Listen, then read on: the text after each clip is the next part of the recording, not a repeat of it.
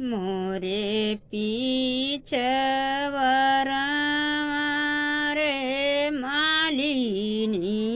छोकड़िया हो नाना वैक मितावा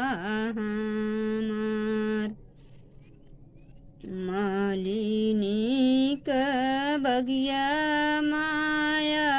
दूध से सिंचौबाई मालिनी के देवई बसेर एतनी वचन सुनाई सीता दुलारी हो सुन स्वामी अरज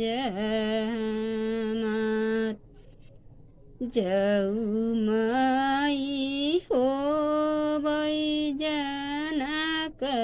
राम कई धेरिया हो मालिनी के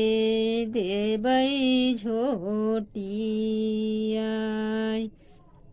मालिनी का बगिया मई जड़ से उखड़बई मालिनी के देवै झोटिया।